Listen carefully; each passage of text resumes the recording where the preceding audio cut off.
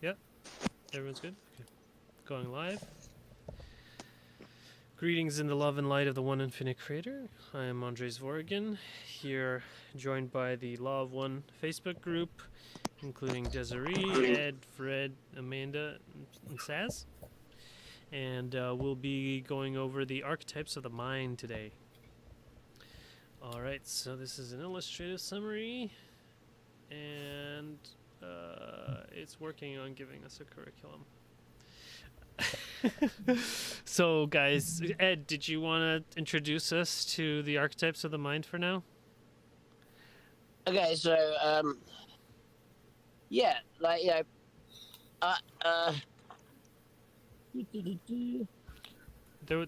They also had a summary back here. basically, the path was it from the magician to the chariot, right? Mm-hmm. Yeah, the chariot. Yeah, here I found it. The magician, the high priestess, the empress, the emperor, the hierophant, the lovers, and the chariot.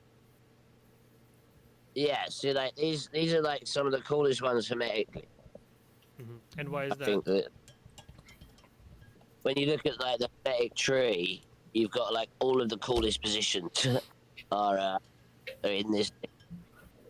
So the magician being the path to Kether, that's like the right at the very top, kind of one of that all being two of the god.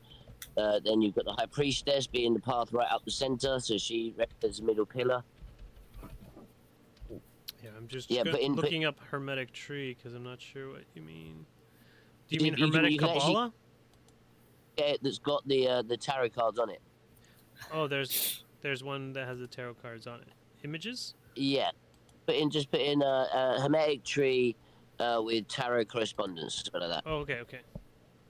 I'm just gonna try tarot because I only got one arm here.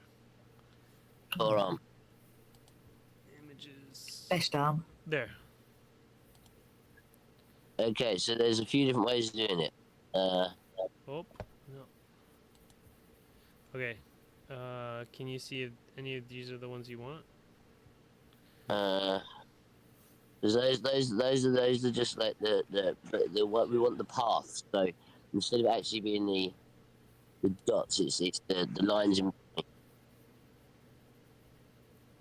Oh, it's supposed to be the lines. Oh, I see.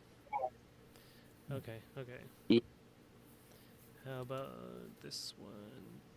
That's the lines. Yeah, that's that. Yeah, there you go. That's it. Okay, so this represents where the tarot of the hermetic system. So all the same stuff, all the same cards, the major arcana, but not familiar with the tree life. Mal path down the bottom is Earth. That's where we are. That's it. The one above it, number 9, is the moon. Then you've got Mercury is Hod on the left. Netsid. I can never say this. You're breaking up, Ed. You might need to turn off your audio, I mean turn off your video. Sorry. I can barely make you out. Okay. Yeah, you. Okay. Okay, try again. Oh, I can't hear you. Okay, try saying something. Hello. Hello. Hi. Okay, I heard you say hello. Yeah. Okay. So I turned up my video. Yes. So hopefully we'll be able to hear you now. Okay. Yeah. Yep. Okay. Okay. So number 7 is Venus. Okay. Number 6 is the Sun. Number 5 is Mars. Okay. Number 4 is Jupiter. Okay. Number 3, Saturn. And then 2 used to represent the the zodiac, but now they've got the other 3 planets in there as well. But if you can see that all of the different paths between all the different planetary bodies, each one of them represents a different tarot card. Mhm. So starting at the top, you've got between Kether, Magician. Binner, and Chokmah, you've got the Magician going up to Kether, the Fool going up to Kether, and then you've got the Empress. the Empress going across between. Mhm. Okay, you're breaking up again. Ed. Then going right up the center, Mhm. you've got the High Priestess. Mhm. The High Priestess. I'm not sure which of those is the High Hello? Priestess. This one? Yeah, with the 2 pillars. Yeah. Sounds right. Here, okay, Ed, we're gonna Okay, try something one else for now, just middle, because you're breaking up So so that's like the much. pillar that represents going straight Yeah, up we the just center, read it. right? Yeah, here. So we're gonna Okay. see if it figured out the curriculum for us. Okay. So this is okay. Opening meditation, reading reflection. Oh, I think it didn't really understand. Oh, that's pretty awesome, actually. Yeah, I mean, if we were to do a whole day for it, that would be amazing. But okay, just give a rundown. Go through the archetypes of the mind in order, and how we can apply them in our daily life. Apply or recognize? Apply or recognize. Enter. Oh, gotta click it. Nope. It doesn't even the ChatGPT doesn't even let you say it has a good response now anymore. I guess because they're all good. You could say it has a bad one though. All right. So, Desiree, how have you been? Good. I'm good. Working, Mm-hmm. setting out myself for success.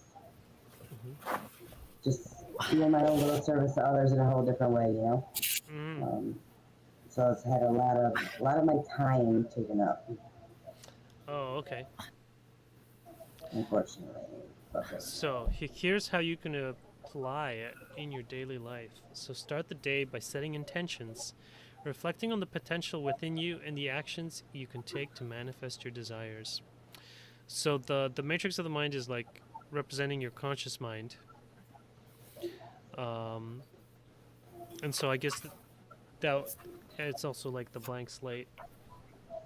It's where you set your intentions for the day. And then the High Priestess, the potentiator of the mind, spend some quiet time in meditation or contemplation to tap into your subconscious wisdom, because the High Priestess represents the subconscious. All right. Fred, did you want to read it?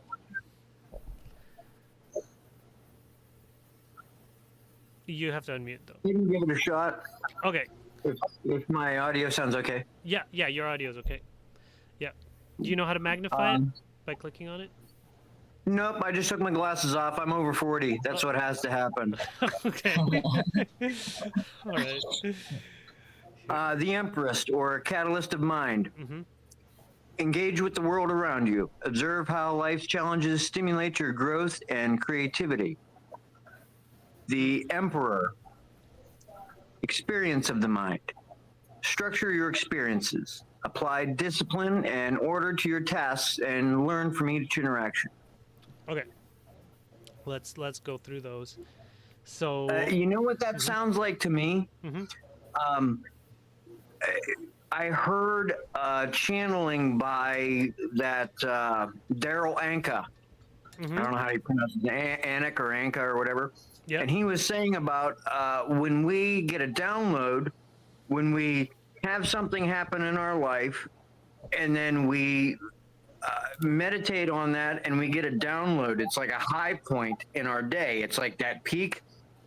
And he said that when we get lower, when we come down to normal 3D or whatever, back to, normal humdrum life, Mm-hmm. to not be depressed about it because you're taking that information, that download, Mm-hmm. and you're applying it solidly and concretely in your normal, everyday, day to day routine life. And then when you go back up to your next high point, you're higher than you were with your last high point, and your low point is higher than your last low point. It's not like you're going on a roller coaster. You're perpetually going up a little bit, up a little bit, up a little bit. And every time you contemplate, like I say, apply discipline in order to your tasks and learn from each interaction, Mm-hmm. that's kind of what they're telling you to do. Is that close to that? I mean, it sounds like the same thing. Well, that sound the analogy you gave sounds like an analogy of spiritual growth in general. Because Well, it's day to day, isn't it? yeah, as you grow spiritually, every day is somewhat better than the previous. Yeah. I mean, there's still ups and downs, but otherwise, because you're learning to forgive and you're learning to love, and then things don't get to you as much, and so it's good that way.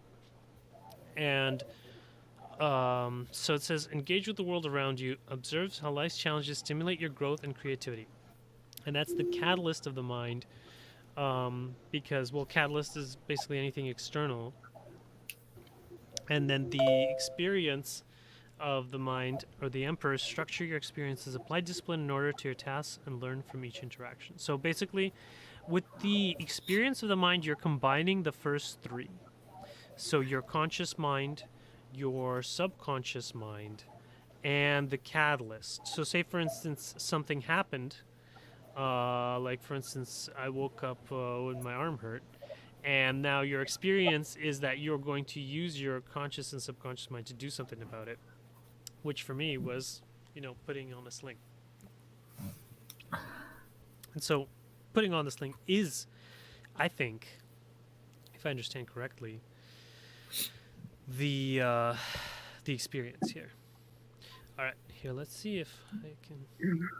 It seems it got a little confused here. Review and continue.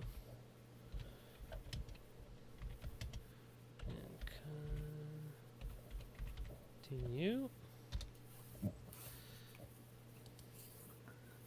Okay, so here, you want to read the Hierophant and the Lovers now, or the Hierophant Sure. at least? Okay. Is that how you pronounce it? Hierophant? I think so. Okay. I don't know. The Hierophant, significator of the mind. In the evening, review the lessons learned. Identify how your beliefs and values guided your decisions throughout the day. The Lovers, transformation of the mind. Reflect on the choices you've made. Consider how they align with your true will and how they contribute to your... To how they... This is a time to reflect on the transformation you've experienced, time how your interactions and choices have shaped you, and what shifts in perspective or behavior may have occurred. So, what's the real major difference between review and reflect? So here, the Hierophant is the significator of the mind. The significator is basically, once you've done the experience, then you reintegrate it kind of with your soul, which is your significator. And so I guess that's where kind of the review comes in. The Hierophant is kind of like a wise elder, or like, I have a tarot where it's shown as like a big tree. So it's kind of like, as you have your catalyst and your experience, and then you're integrating it into your soul in the significator, And then after you've integrated it, then you have the transformation of the mind. And so that's reflect on and consider how they contribute to your.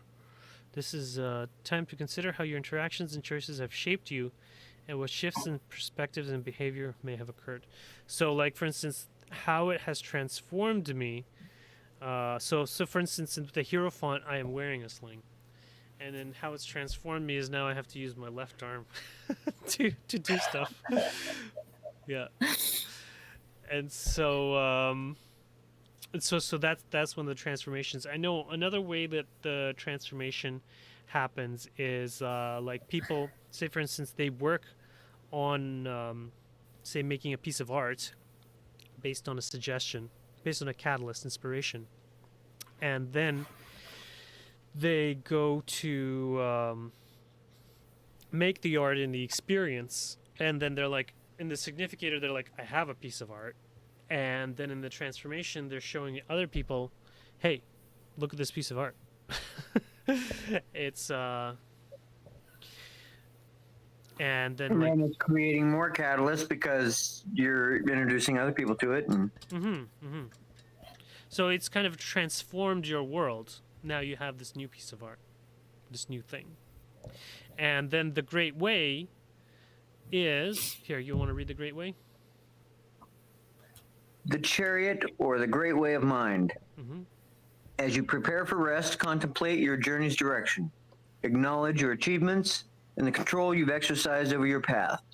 Consider how you've integrated your day's experiences and how you'll carry forward your newfound insights into the next day. Applying these archetypes in daily life involves mindfulness and an active engagement with each moment. Recognize that every thought, decision, and interaction is an opportunity to observe these archetypal energies at work and use them as tools for personal mastery and self-discovery. Yeah. So the Great Way is how the world has changed now that your art has been made and has been shared. So it's been made, you've recognized that it's finished in the significator, and you've shared it in the transformation. And now the world is different because before the world didn't have this piece of art. And after this journey, now the world is different because of it. And so that's the Great Way. Is that the world has changed now. And so you acknowledge your achievements and the control you've exercised over your path. That you've made this art. And consider how you integrated your day's experiences and how you carry forward your new insights into the next day. So it becomes the new baseline. The Great Way is the new baseline for the next experience. Okay, I'm not super impressed with Robo Ra's interpretation this time. Okay, go ahead. Okay, so if you think about it, this is supposed to be the path that the mind is supposed to take it in the course of its path to enlightenment, right? Okay. So okay, you can put these things in place in that archetypal way there, but really, when you look at the actual story that the cards tell for us as what we're supposed to be. Okay. So the magician being the conscious mind, what we're, who we know ourselves, what we are, the high priestess being the subconscious mind, being the divine route to oneness, right? Here, hold on. I'm just trying to make a prompt for it. Can you make a story of the archetypes of the mind, telling a story of enlightenment? Well, no, because remember, like, really, that's the point, isn't it? The archetypes show us the mind's supposed to travel, right? Okay. Just hold that thought. The archetypes of the mind, as it is supposed to travel, is supposed to travel through The archetypal journey. the archetypal the tarot journey. Okay. because tarot cards and what they represent. Okay, does that sound? Do you think it'll give us a good response to this? Here, I'll read it out to you. Hopefully. Okay, I can you just- make a story of the archetypes of the mind as it's supposed to travel through the tarot cards and what they represent? Yeah, that's it. Hopefully that'll kind of give it a more kind of answer I was expecting. Yeah. I mean, when you look at what cards mean, you know, like they're in the standard way of understanding them, it all ties in what those yeah, with the Ra's, yeah, the significators, whatever else. So the magician being the conscious, the high priestess being the subconscious, yeah, the empress, the bridge between knowledge and wisdom, yeah, and understanding or like it basically represents understanding. See that the little line there, kind of like, you know, So which one represents understanding? sense being able to kind of take control of the world as it is, as your world. Is this You the know, emperor? The band represents the higher self Oh, the Hierophant, the significator. from above and bringing it down to you. The love, basically our journey back to oneness. You know, that finding connection with another human that then replicates the love for Creator. And then the chariots basically means that you've got to give yourself over to the mysteries, to the to know that there's something bigger than yourself. So with what the cards generally mean, like when you apply them to the matrix, I always forget the order. What is it? The matrix. So the matrix of the mind being the you, the you that you know. Yeah, the vision, the one that the you know, the you are the one that changes the world, right? That's you. Yes. Right, but then in you know the subconscious, the moon aspect, the you know the divine part that we all share is the priestess. You know, and if you look at the cards, you see on the card there, she's sitting in big pillars. So she like represents that middle pillar, that like perfect root back to oneness. And then these two basically represent opposite ends of the same spectrum. So this one is the mastery of understanding of wisdom, and this one is the mastery of the real world of life. So you know, and then this is the card Sarah always gets. What is? Oh, the Hierophant. Yeah, that's the Yeah. significator. Of the mind. You get that, Sarah, right? Yeah. I do quite a lot, yeah. Also, I really don't know who knows this, but like I really like that how the Lovers card, which is us finding our path back to oneness and this big androgynous angel path, is basically the exact mirror of the Devil card. Yeah, which represents you know, separation, way in the real world, rather than oneness. So look, that's cards. Here. I think there was something wrong with my browser. Just trying it in a different browser. Okay. And then the chat, you know, like you've got the sphinxes at the front dragging the chariot along. They represent the mysteries. They represent kind of, you know, the you know, the initiation into like seeing the you know the bigger picture to the universe, as it were. So like I said, I feel like that they tell a really good story when you look at them from the perspective of this is a journey of what our minds have to overcome as we travel.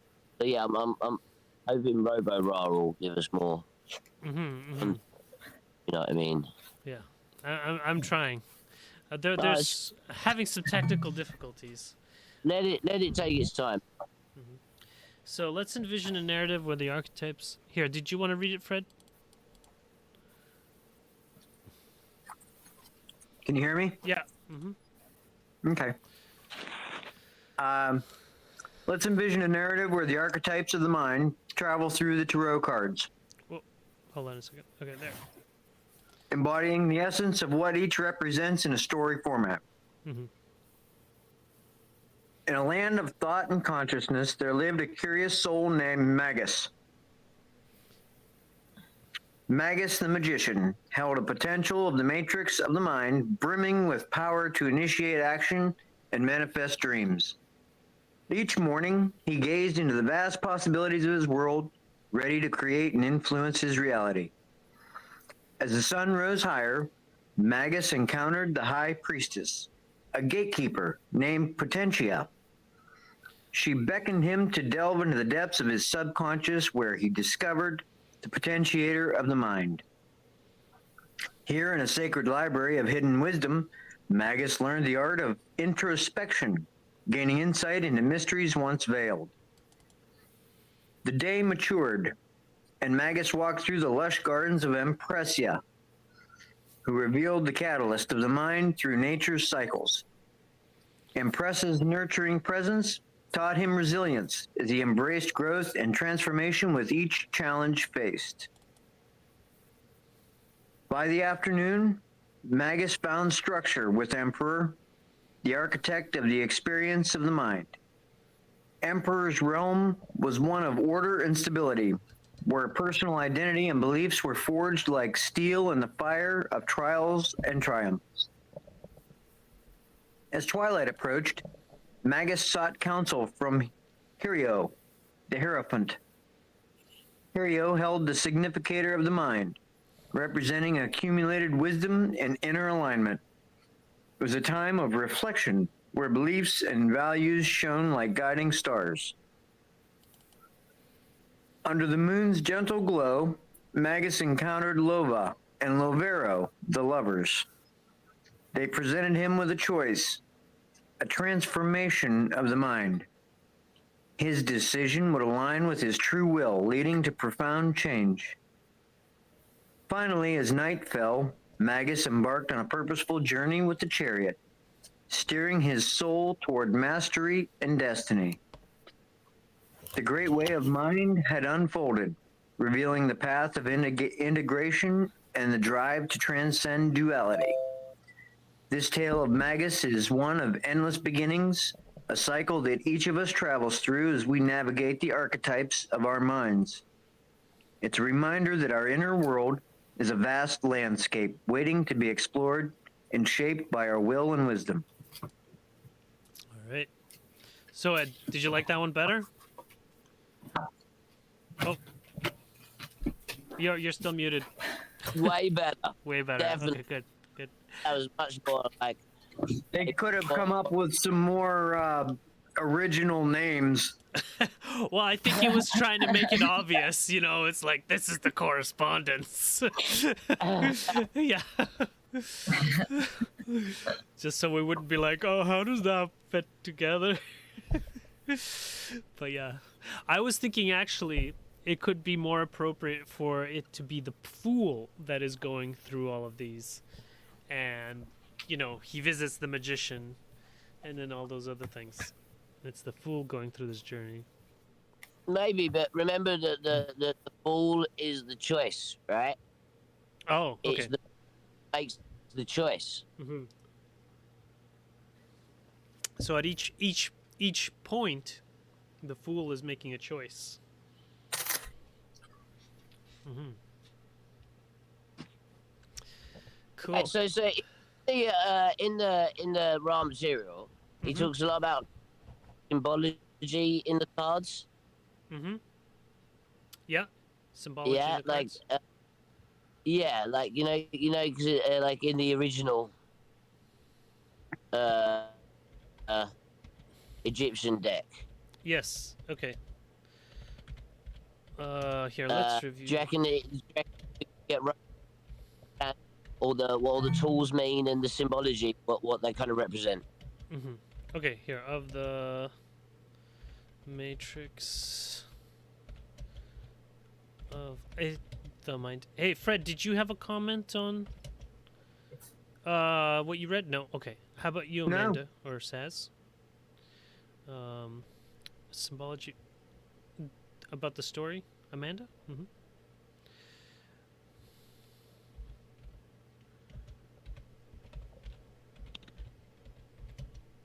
We can't hear you, Amanda. Yeah, it's just like we see your mouth moving, but no sound is coming out. Here, Matrix or Magician. Yeah, you might need to change your audio source or something.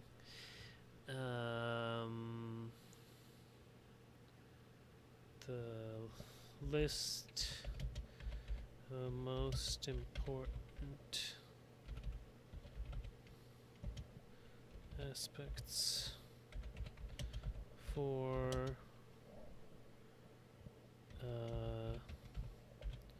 tarot card to show. Okay.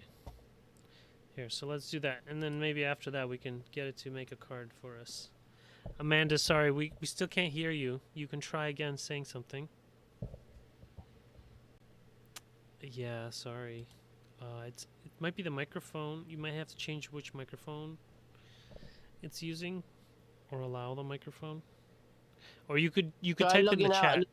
Oh yeah, you could try logging out and logging back in. Sometimes that Me works. and Fred had to go. Do you remember, Fred, dude? What was that again, Ed? Do you remember we had that thing where like it doesn't matter what we did, we couldn't get the audio to work? Oh yeah, that whenever seems like when you and I'll talk, something will screw up on our phones. Yeah, man, it's negative entities. That's it. There's serious interference. They don't want us talking, man. It's, combine ahead of us, man.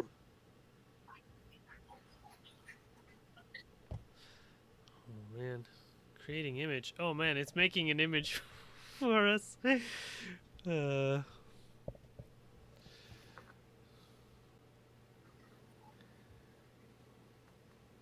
here's a tarot infused with a symbols.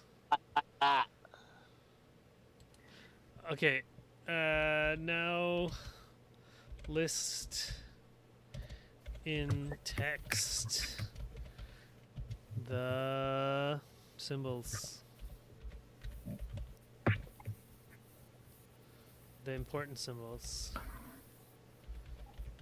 What are the symbols that are on that wheel? Yeah, they look like a foreign language. It is The like, top one looks like an abbreviation for Ohio. Oh yeah, Ohio. Oh, that's where you are. See, it knows. Yeah, I know. It knows. It's like What do they call that when you see patterns and everything? pareidolia. Pareidolia, yeah. So here we can have a look at this. Oh, that's awful flat earthy looking. Oh yeah. They got an inverted dome. He's in a valley, maybe. Yeah, it's true. Well, he's got his heart center activated, and he's got a chalice, and he's holding a sphere, just like in the Law of One Magician. I don't know, Ed. What other symbols do you see in this one? That are important? Okay, so you should obviously have the sword, the cup, the wand, and the pentacle, which are kind of seal table, I suppose, maybe. Mm-hmm. You got the sword there. You got the I suppose the jugs, the cup. Yeah, but yeah, I don't. But I guess there's no pentagram.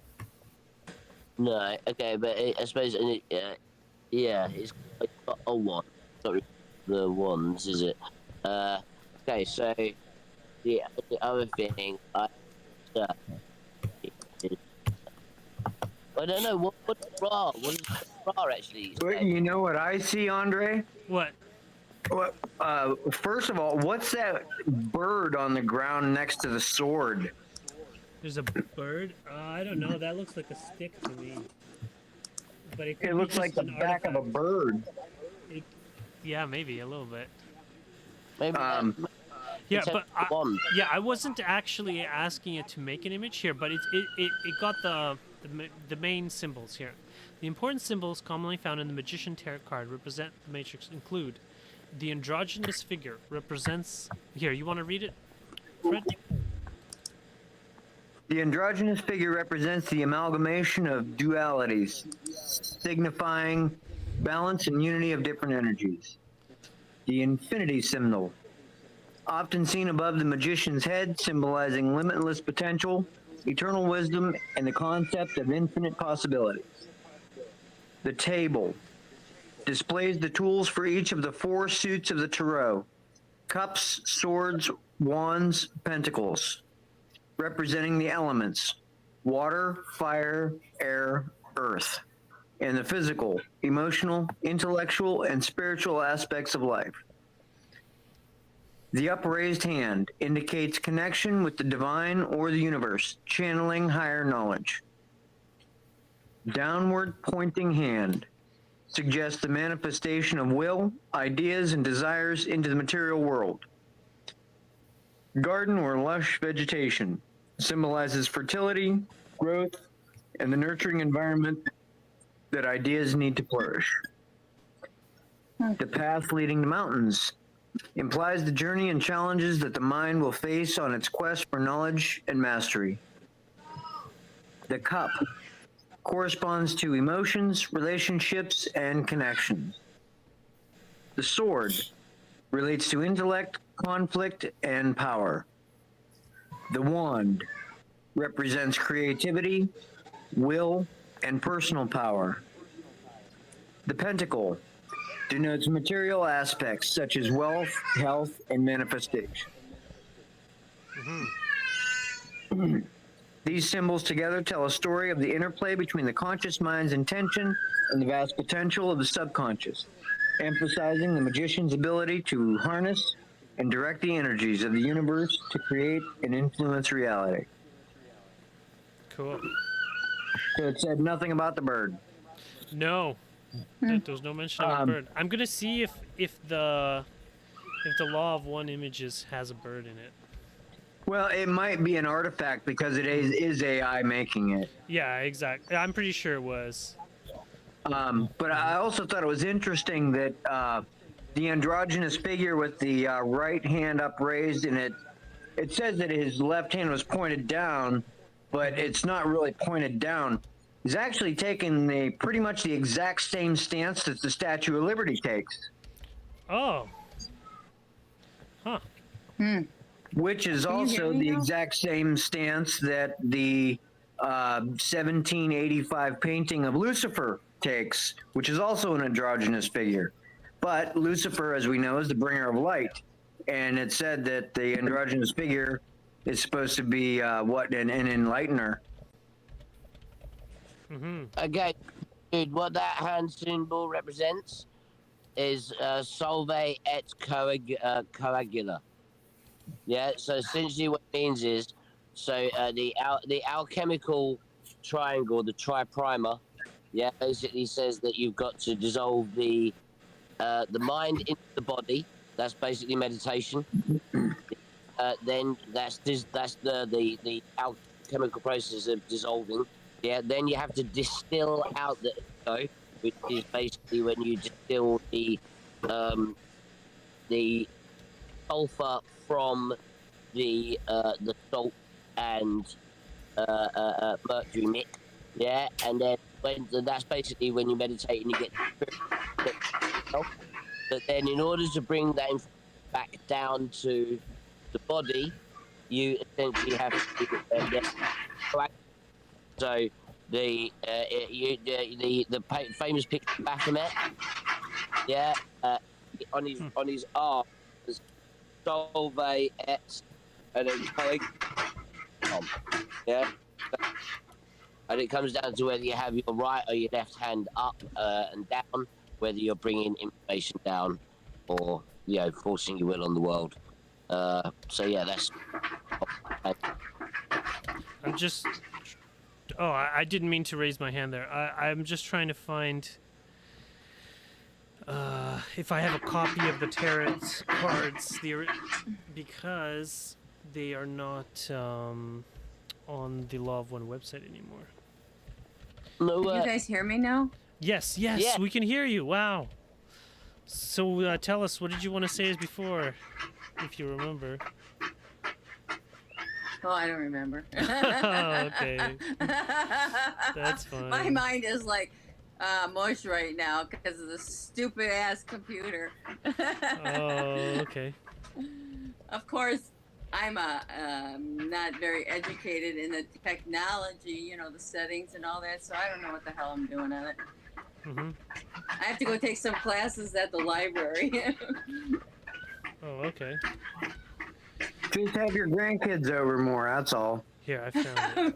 Right? There you go. They know how to do it all. Here.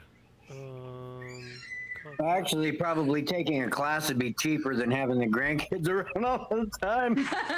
You're right. Especially Yes, after they you're find right. the snack cupboard and the fridge and everything else. Grandma, let's go out to eat. Let's do this. Like, okay. Yeah, make a bargain with them. You're like, all right, set my phone up to do this, and we'll go get ice cream. That's right. Got to make them know how things work. That's right. So yeah, Andre, if you I managed to find it. I just have to load it. You just have to bear with me because I only got one arm. yeah, sorry, dude. Yeah. What happened to your arm? It's basically I was doing too much Atlas work. Too much bearing the What's Atlas work? like bearing the world on my shoulders. And then I woke up and my shoulders hurt and I couldn't move my right arm. Oh, okay. Yeah, and well, basically it was a presentation I did yesterday. Mm. And I don't know. I guess maybe it was a negative greeting. Maybe I have to reconsider my approach. Well, we'll see what happens. Somebody was beating you up? Well, I don't know. Here. Well, I don't know. I think it has more to do. Well, basically, the right arm has to do with how you reach out to others. And, you know, I was doing a presentation and I sent an email. And, well, I don't know. Maybe it wasn't what was needed at that time or something like that. But you know, Andre, quite a few years ago, I hurt my right shoulder. Had no idea what I did. Wasn't anything strenuous I was doing at work or anything. Yep. Hurt my shoulder so bad it took a year for it to heal. Wow. And I mean, it was almost like I might have pulled a ligament or pulled a tendon or something. But I heard this. You know who Dr. Tennant is? No. He's he studies electrobiology and how electricity travels in the body and how different things screw up in your body and how it's related to electricity.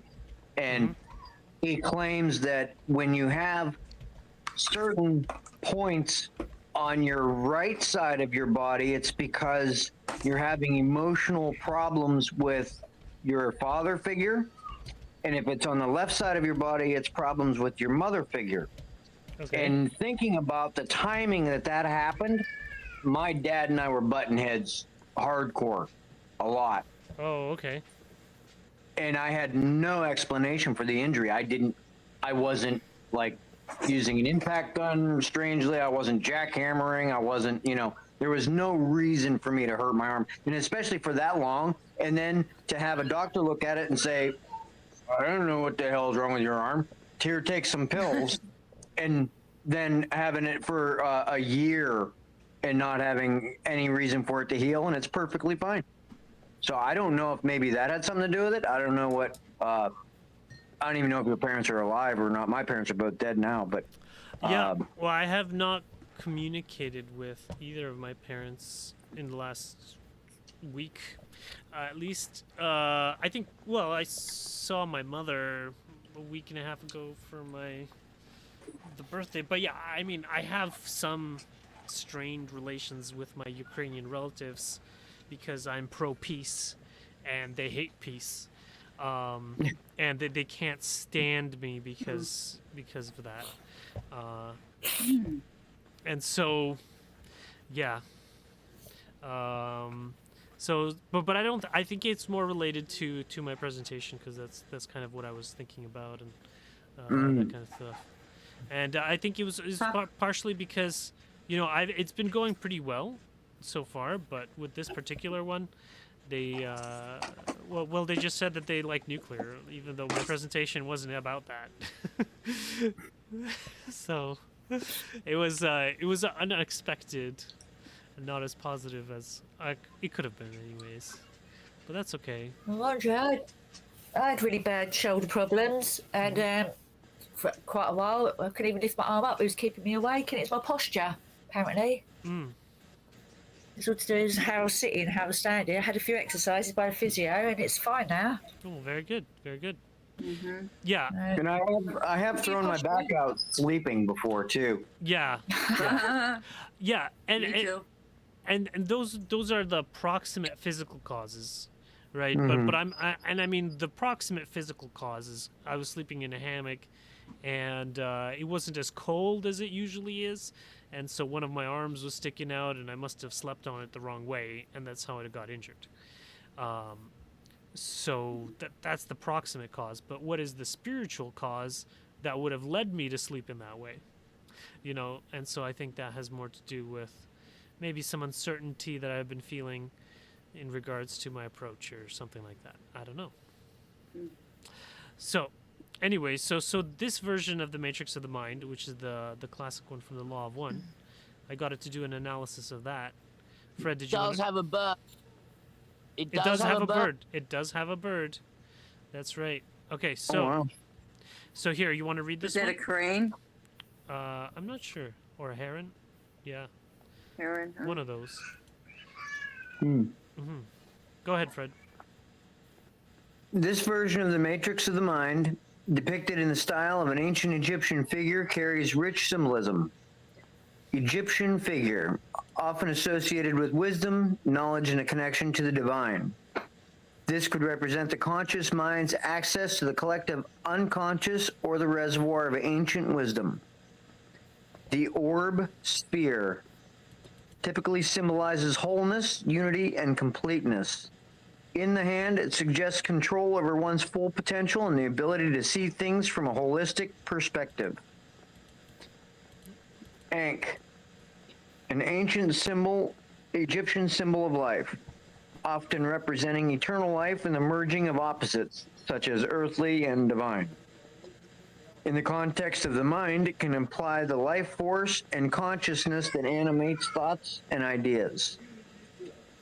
Winged garment. Wings generally symbolize freedom and transcendence.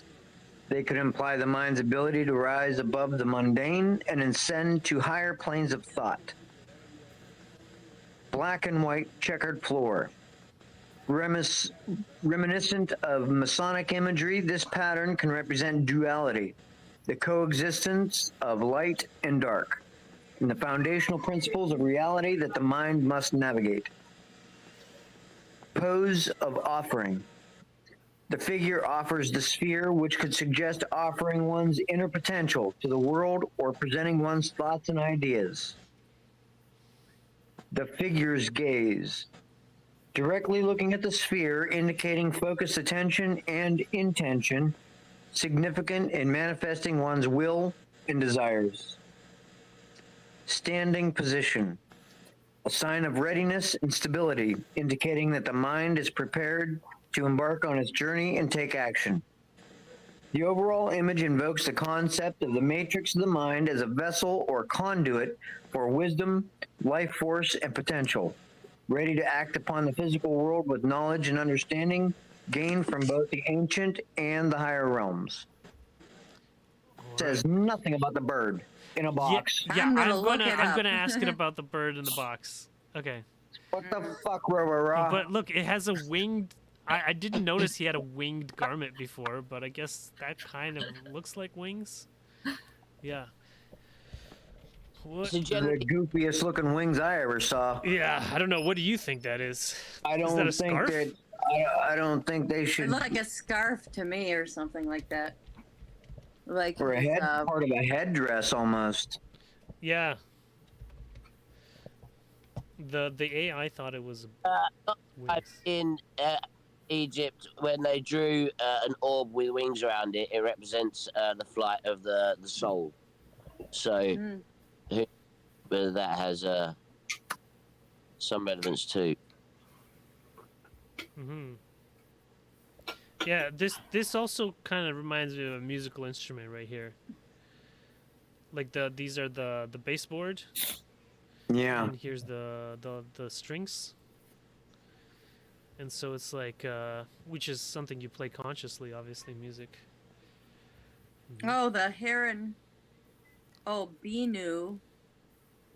Egyptian deity linked with the sun creation and rebirth. He may have been the original inspiration for the Phoenix legends. Cool. Can I just say on the other one, you know, I like when you get correspondence like this. That you know, this one kind of represents the conscious mind and the kind of Yeah. the egoic self. Look at the background. All about Yellow Ray, right? Oh yeah, yeah. You got the magician there. Yes. Yeah, I don't see an Ankh. Do you guys see an Ankh here? I don't know. It might have hallucinated an Ankh. Just because it's... Unless that's underneath the that's that scarf The belt. on the front of him. This? Yeah. No, this No. No, that's not an Ankh. This looks like an Ankh No. loop, but it's not a complete Ankh. Yeah, that's what I was thinking too. Yeah, He's hiding it. I don't Yeah. see one. yeah. That's weird. It hallucinated an Ankh. Oh man, it's still searching through the knowledge. But that there was a mention of it in the material, so I think it'll find it eventually. And so, yeah, the upraised hand indicates connection with the divine, and the downward pointing hand suggests manifestation of will, ideas, and desires into the material world. And we do have a downward pointing hand here. Yep. And then Ed is showing us the other version. And then, but yeah, there's no cup, there's no sword, there's no pentagram. None of those symbols are in here. but it does talk about the combining the higher and lower realms, which kind of what. Oh, and it said about being a conduit as well. Yeah, with that whole solve et coagula stance, you are kind of becoming a conduit.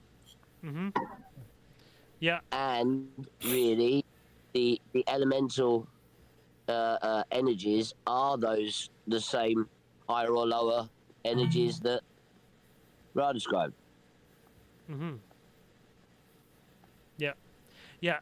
And here he's holding the ball in his right hand, and the ball is service to others. And then his left hand is doing the manifesting, I guess. Okay, here. The search for specific of bird in a cage not yield results. Oh, however, general symbolism, bird in a cage often relates to themes of restriction, confinement, or longing for freedom. In a spiritual or... Does Ra not mention it? It does. It does. The AI has a weird way of searching where it doesn't always find things. I mean, I know it's in there, and if I had both of my arms, I would totally look it up right now. That is Here. It might represent feelings trapped, one's thoughts. Couldn't find. It's worth considering general meetings. Okay. Well, basically, from what it's saying, it seems like it's the opposite of the duality of the card, because the guy is the character in the card is taking all of his knowledge and wisdom and everything and applying it to the physical world. And if you did the opposite and kept everything buttoned up and just curled up into a ball, that's kind of the opposite of that. And then didn't it have the black and white checkers in the card too, where Yes. it also represents duality? Yes, that's true. That's true. And the bird, is about freedom, but then the cage is about constraints. So it's balancing those. And here, there's a lot of mentions of birds in the archives. Here, I'll see if they also have cage. Here, I found it. Okay. Archetype 1. Oh my gosh.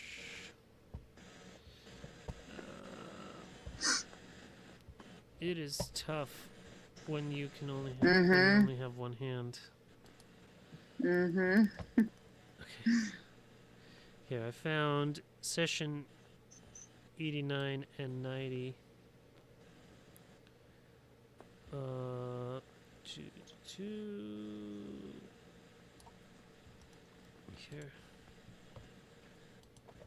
Here, relevant passage.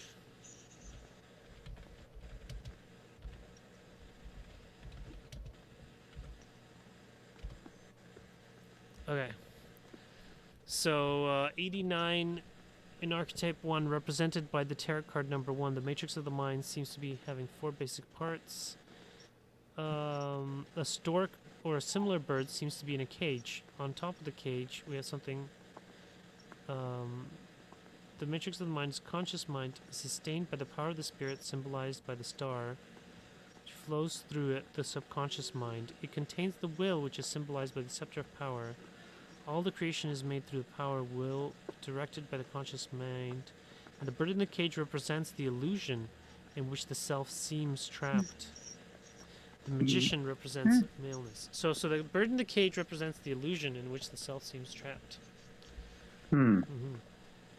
Well, I mean, I guess that's basically what we thought, because, I mean, it is the illusion. Yeah, and it's the conscious mind, and the conscious mind is the one that's trapped in the illusion. Can you go back to the Egyptian clothing? The Egyptian guy. Where, This just one? go down. Yeah, just go down a little bit more. Where he talks about his clothing. He says the winged garment. It says Egyptian figure. It doesn't say about his I clothing. just wondered if there's anything in there that, because one of another cool thing about the symbolism here is like what he's wearing here. Yeah. Yeah, You see that he's wearing some flowing robes. Oh, here. Yeah, it's white robe, which represents the He's got a white tunic. Yeah, he's got that represents the divine, putting the white light down, and then the red cloak is prana, and putting the red, the red ray up. Kind of like plays pranic breathing in the card. Yeah. All right, so I finally managed to get some output here for the bird. Here, do you want to read it, Fred? Sure. The bird in the cage, as depicted in the version of the Matrix of the Mind or the Magician card, carries significant symbolism in the context of the tarot archetypes. Often, birds are symbols of freedom and transcendence, soaring high and representing the liberation of spirit or the mind. In this case, the bird could symbolize thoughts or the higher self. The cage typically represents limitations, confinement, or restrictions. It can imply the constraints we place upon our own minds or the perceived barriers to our spiritual or intellectual freedom. Trapped illusion. The combination of the bird in the cage within the tarot suggests the illusion of being trapped within the confines of one's own mind or circumstances. It points to the often self-imposed limitations of the conscious mind that prevent it from recognizing its full potential. The struggle for release. As mentioned in the text from your knowledge source, the struggle of a caged bird to fly may represent the challenges one faces in attempting to free oneself from mental constraints and to express one's will freely. The potential for liberation. The presence of a caged bird in the matrix of the mind implies that there is a potential for liberation or breaking free from the self-imposed limitations and illusions to fully utilize the mind's potential. In the context of the narrative provided in the sessions of the raw material, the bird in the cage is a powerful symbol for the self's illusion of being trapped in a reality that is not truly confining when seen from a higher perspective. The magician, as the conscious mind sustained by the power of the spirit symbolized by the star, is capable of directing the will, symbolized by the scepter, to manifest creation. Therefore, the bird in the cage represents a paradox, the illusion of entrapment despite the boundless freedom and potential available to the magician through the power of conscious will. So it's kind of like the tying a rope on an elephant's leg. When you ever been to a zoo? They'll to control an elephant, and an elephant's a huge animal. They will tie a ribbon or tie a rope or something, just tie something onto the elephant's leg, and the elephant won't move. Wow. And the reason is, when that elephant was a baby, they would tie it to a post by its leg, and it couldn't move. So it was trained from the beginning to know no matter what it does, it keeps pulling, it's just going to hurt its leg, so it stops. Now every time you tie a ribbon on the grown elephant's leg that was raised with humans in a zoo environment, it doesn't move. That's what it seems like to me. Wow. It's an illusion that all you have to do is look and know, oh, this is just a rope tied to my leg. It's not attached to nothing. It's a trick. Because you've been taught that your whole life. You know, you've been taught what your limiting beliefs were. Right? All the people tell you what your limiting beliefs are. They, you know, either by words or actions. Mm-hmm. Conditioned. Yes. And it's like, you know, as we're making spells or whatever, they're also limiting at the same time. So while we have all this unlimited potential, by asking for something, we are limiting all of the infinite things that can happen to specific things. So that's kind of part of the paradox too. Also, you've got the fact that, you know, it doesn't matter what the magician does, it's always going to be in the illusion. And I think the black and white checkerboard here is kind of like the foundation is like, I don't know, more black and white maybe, or like our beliefs, our core beliefs of what's good and what's bad. And then the rest is kind of a grayish to say that, you know, that's more variable. I don't know. What do you think? I don't know. The edges kind of make it look like it's standing on a stage. Like, you know, like, so. Yeah, that too. Here, so I got it to do the clothes now. Figures adorned with garments that have distinct features and symbolism. Here, did you want to read it, Fred? Sure, if you want me to. Yeah. The clothing of the figure with its linear patterns resembles the pleated style often seen in ancient Egyptian attire.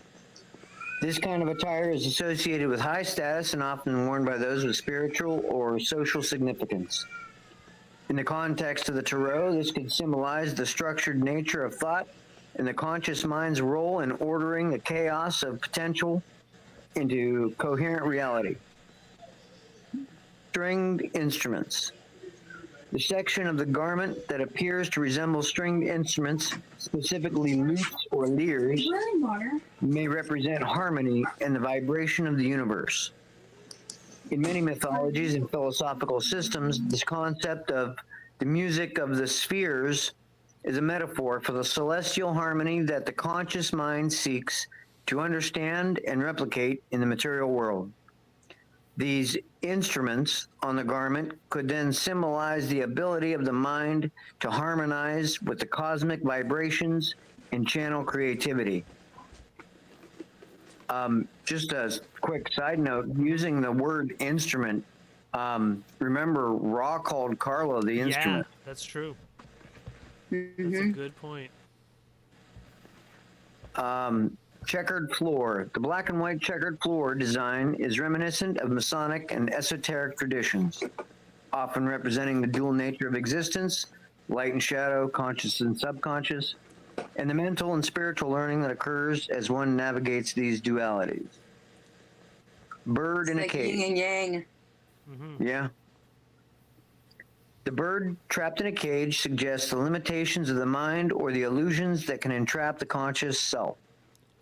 It echoes the concept that while the conscious mind is powerful, it can also be confined by its perceptions and beliefs, which sometimes are illusions that prevent it from achieving true freedom. Wings. The figure's wings might imply that transcendence and the ability of the mind to rise above the physical plane, symbolizing spiritual ascension or intellectual elevation. Headpiece. The headpiece may represent the intellect's crown, a symbol of authority and the control of the conscious mind exerts over thoughts and actions. In summary, the clothing and its intricate details underscore the magician's role as the orchestrator of mental faculties, the harmonizer of internal and external realities, and the navigator of life's dualistic nature. The bird in a cage reminds us of the constraints that need to be understood and transcend for spiritual liberation.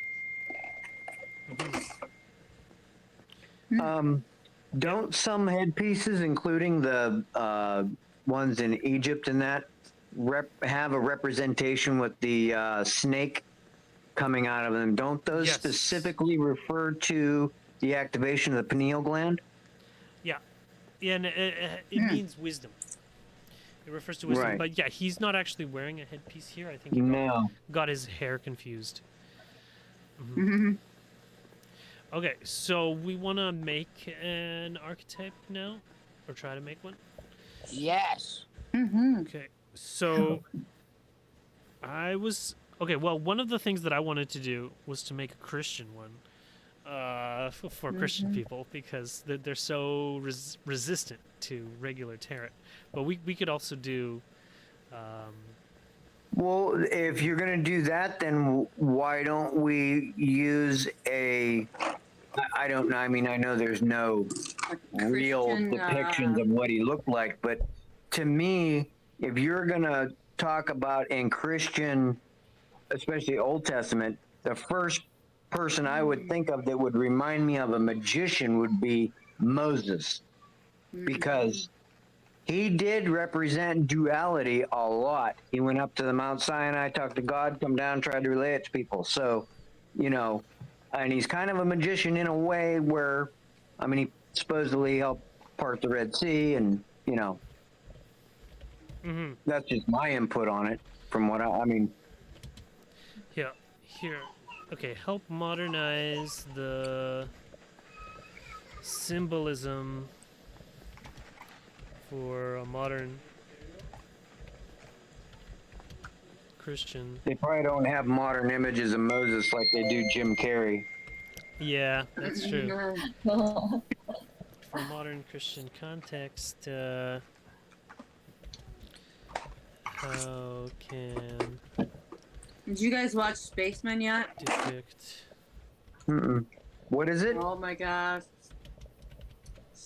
modern Spaceman with Adam Sandler in it. Uh-uh. I don't have. I don't Oh. watch TV.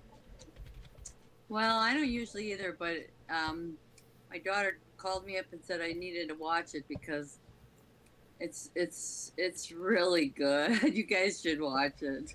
What's it called? It's Spaceman, and it's got Adam Sandler. He's up in space, and there's a cloud coming, and they want to go in and capture some of the particles or whatnot.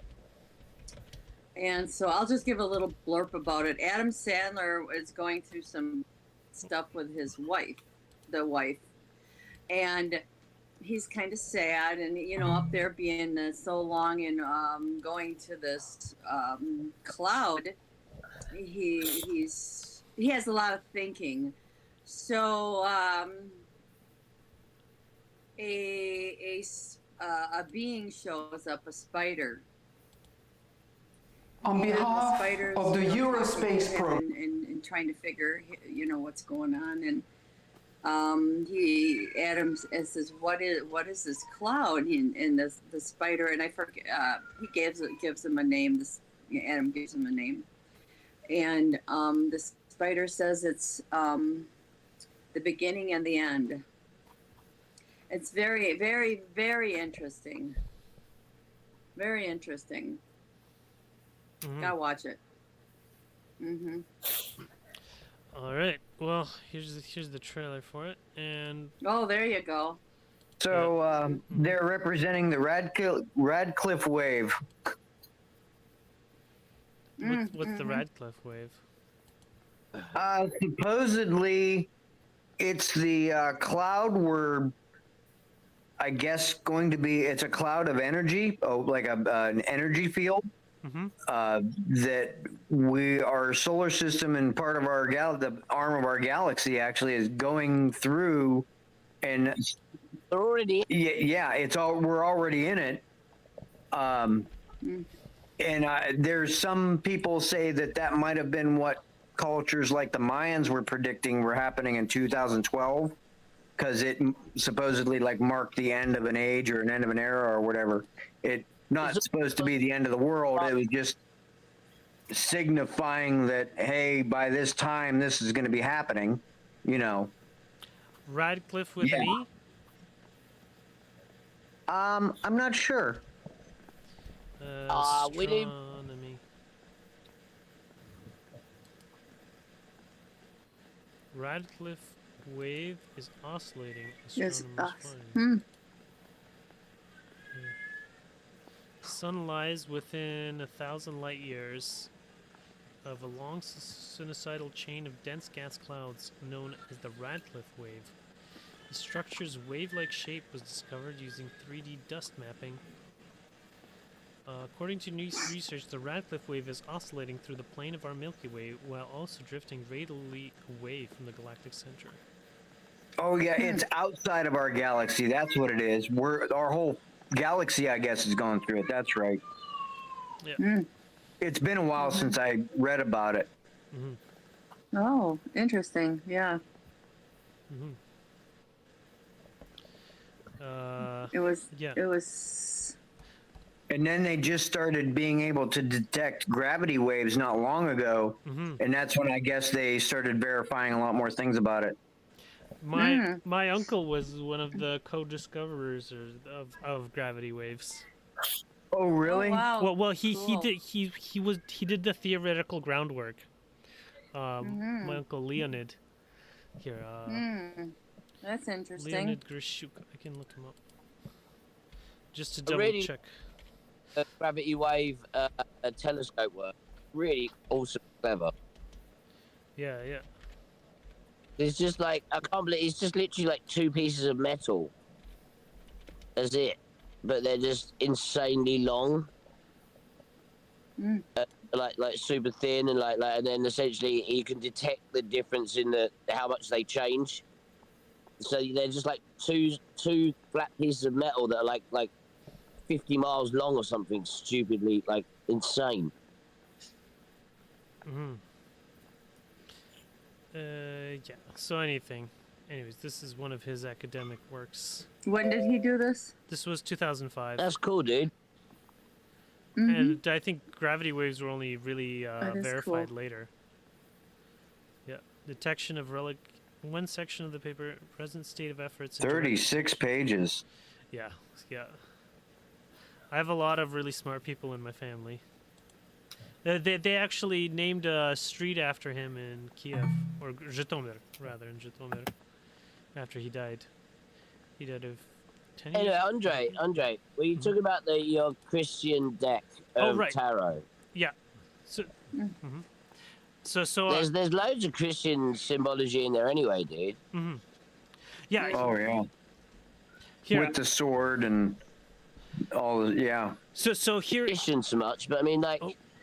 that Did is the Virgin Mary. She has a cross round her neck. She's holding the Torah. oh yeah, Like, yeah, that was what Christians need. Like, that's true. the Hierophant is wearing like one of those Pope, like the hats the Pope wears. It's got like crosses going all the way down. Yeah, that's I mean Oh, yeah. that's for like the Eucharist or whatever it is. Oh yeah, you're right. It already has Christian symbolism. There's tons of this symbolism. Yeah, that's a good point. It's a good point. It's like it makes you wonder why are those some of those extremist fundamentalist Christians afraid of tarot? Of the Virgin Mary standing on the bloody. Well, people are afraid of things potential sometimes because the tarot can be strictly viewed and used as a learning tool, just like flashcards for kids teaching them math and reading. When you're trying to instruct someone how life works, shit's going to happen no matter what religion you are. So you need to know how to handle it. And they could leverage it to their benefit by applying Christian terminology and principles to the same thing that everybody else is learning. Because if you're going by actual Christian principles, your main goal is Christ consciousness, which is, basically being service to others. So there's really, other than the terminology, there's really nothing different in just utilizing it as a learning tool. I Fair think the enough. fear comes from the potential to use it for divination. yes. Oh, because they're And- afraid of divination. Well, and Yes. Because there's an Old very Testament rightfully prohibition for it. so, because if you look at the examples held in the Bible of the times it got used for divination, you have examples like King Herod being told by his astrologers that a king was going to be born and he was going to overthrow him, so he had all the babies murdered. And then you also have, That's but just you story of Cronus, man.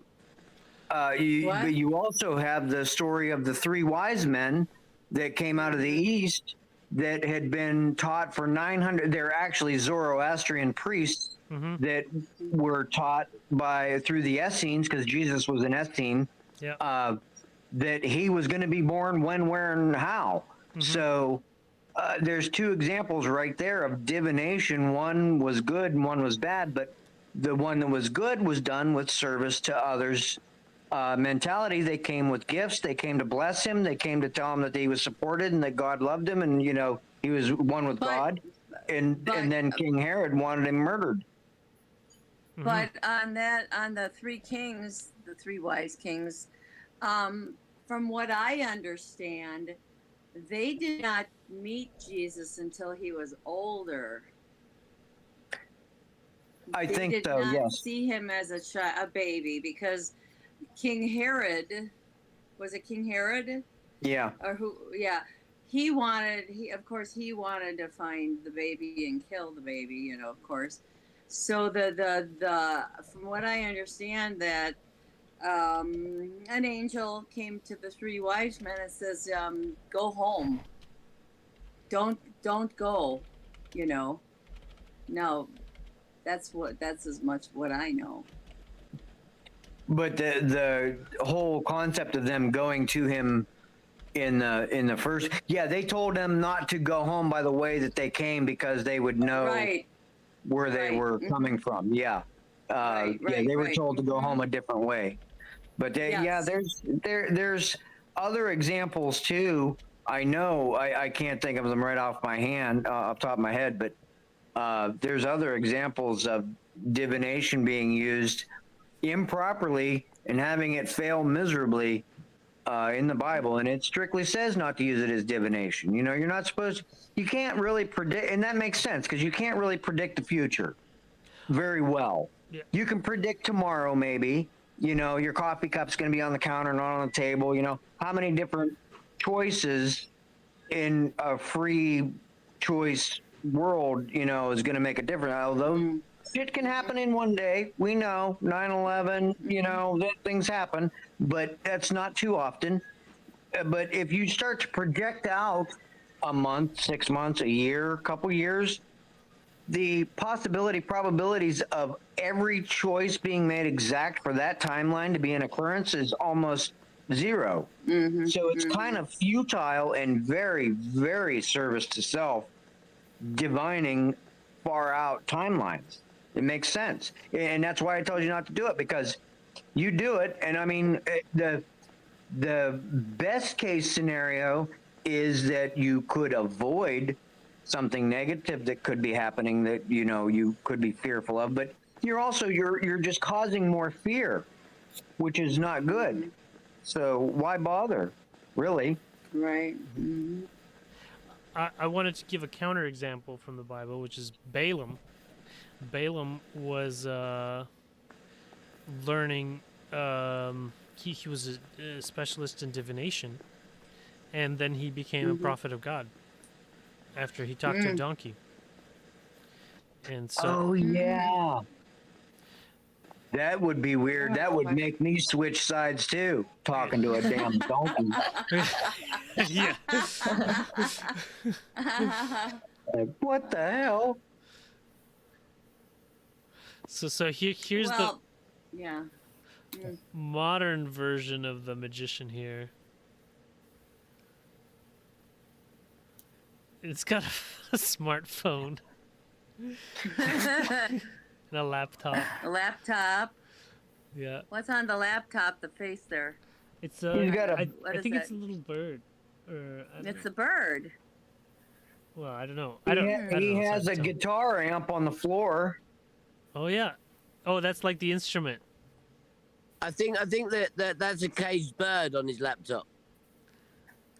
It could be. Yeah. And then there's also these birds flying. And he's holding a book. But he doesn't have the stance. He doesn't have the stance. Here. No. No, Here, okay. he doesn't He's have too this. pious for a stance. Okay. There's a happy face on the amplifier.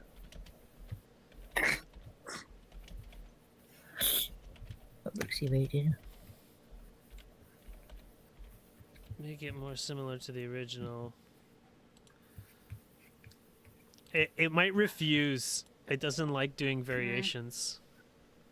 Oh. Can just make a few updated versions. Okay. Based on it. Okay, let's try it.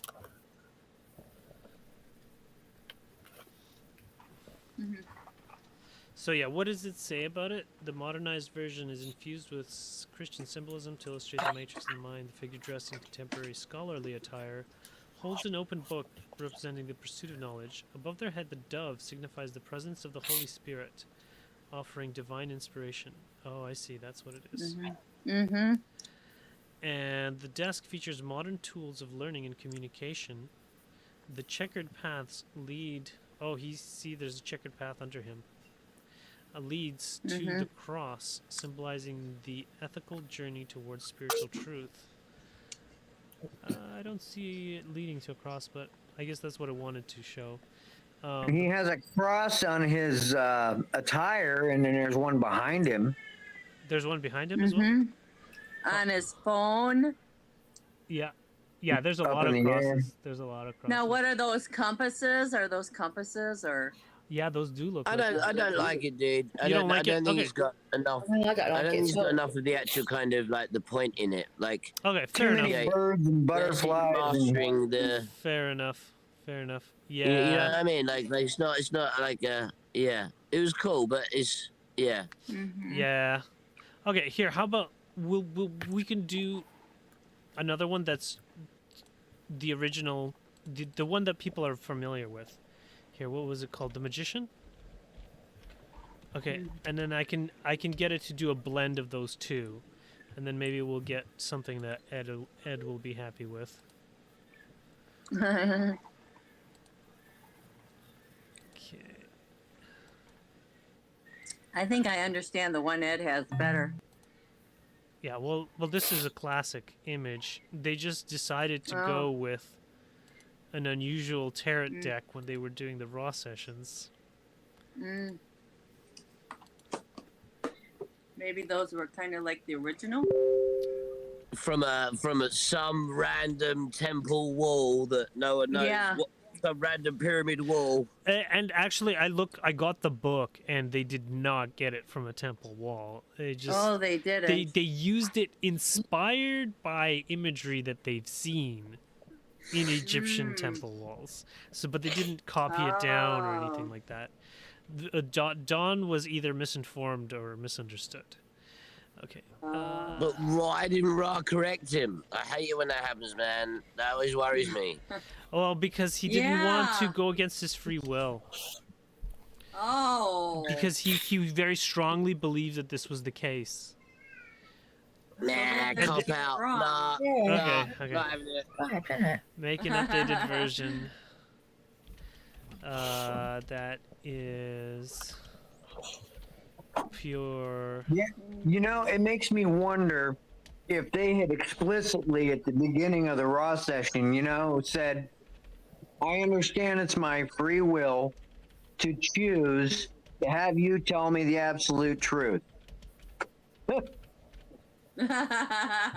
We're gonna go around. We're gonna have to find the loophole, right? No, but Raw always, all the Confederation planets always say we're just seekers on the path, a little bit ahead of you, and so you can't take us as dogma. You can't take it as absolute truth. We're gonna make mistakes, and you better be happy with that. They're just Make trying. mistakes together. We've done it before. Mhm. And it's not. It's also the whole law of confusion. They can't tell us stuff we don't know. Yes. Representing. I just don't like that. Me I neither. don't know it.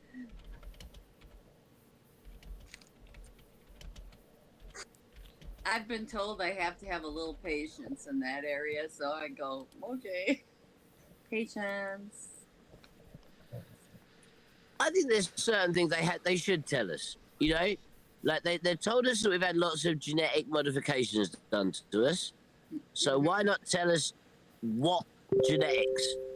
So I can actually go in on a computer and actually analyze the actual ATs, Gs, and Cs that got swapped in and out. Well, the thing is that they said that it happened 75,000 years ago. So the genes are still going to be there. I know, it's just that they're, everybody has them now. So tell me what genes they are. Yeah, I don't know. I don't think that... This is what I'm saying. They're telling us our genomes been fucked there's with. no proof. That's another thing that Tell they say. me They will how. never give you any Tell proof. me how. They will Well, not give that's you any where proof. you would go and reverse engineer it. If you know the answer as to which ones it was, you could go, okay, that's where I'm going to start tearing it apart and seeing what happened. Exactly, but we need to know Yeah. what genes. You can't. There's no possible way of predicting that. Yeah, and It's like hearing a noise in your car and going, well, is it the muffler or is it something inside the engine? Just point to an area so I at least know where to start looking. and the genes Exactly. change Do you over think- time. Yeah. Okay, but a gene is going to be a gene. It's going to have content. I'll be able to look at how much is conserved. I'll be able to look at how much genome rate change over huge, Well, vast chunks of time. That I'm just saying, I need to know what genes to look at to start with. There's no way of knowing that. You could find It's kind of annoying. because like there was L3, right? No, because you don't know exactly what genes were added from prior to L2 to 1. Where Yeah, no, you well, get we the know what the differences. differences are between L3 and L2 and L1 and L0. And we know what? We know that all of those genes were added. They Well, we weren't know that evolutionarily. L3, is distinguished from L2 and L1. Yeah, I know, but do we know Isn't that that the when genes they- were added at that point? But exactly, Right. the genes that made L3 tall, that's one of them. Because L2 and L1 and L0 are all pygmies. Okay, but there's lots of other factors that could have caused that. Well, I don't know. And they have I'm such trying to a give you the huge answer, and it advantage seems at that like point you if they are. You don't want to hear it. No. You got to balance it out with what's easily explainable without it. And if that is the case, then man, I'm gonna look where can I find that information? I don't know. That would be your domain. Okay, I'll have to look into that then. Because there's lots and lots of different races to start off with. Originally, there's loads of us. We all just kind of ended up in the big boiling pot of Homo sapien. The fact is, if we were created and we were genetically modified at points in history, I want to know what the modifications were. Whole swaths of genetic evolution. Well, my understanding, They didn't happen overnight. it was through like I want to know what they did overnight. regular reproduction kind of thing. So this is one Yeah, of the I suppose. images it made. Oh, that's kind of cool. Yeah, that one is cool.